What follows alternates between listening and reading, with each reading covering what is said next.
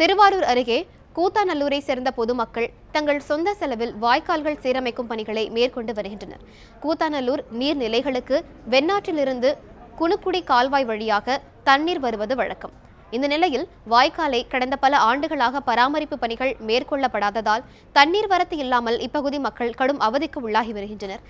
இதனையடுத்து கூத்தாநல்லூர் பகுதியைச் சேர்ந்த சமூக ஆர்வலர்கள் தங்களது சொந்த செலவில் வாய்க்கால்களில் பராமரிப்பு பணிகளை மேற்கொண்டு வருகின்றனர்.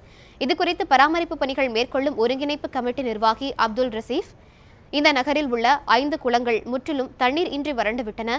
எனவே இந்த 4 ஆண்டு குளங்களையாவது முழுமையாக நீர் நிரப்ப நடவடிக்கை எடுக்கப்பட்டு வருவதாக தெரிவித்தார். இன்னைக்கு சிறப்பான முறையில் ராவு பகல் பார்க்காது. நீங்கள் இரவு நேரம் பார்த்தீங்கன்னா ராத்திரி 1 மணி 2 மணி வரையிலும் நின்று அந்த சாக்கடையில் நின்று கொசுக்கடியிலையும் மற்றும் ஏகப்பட்ட பூச்சிகள்லாம் கடிச்சும் நம்முடைய இளைஞர்கள் எல்லாரும் ஒன்று திரண்டு இந்த சேவைகளை செஞ்சுக்கிட்டு வராங்க.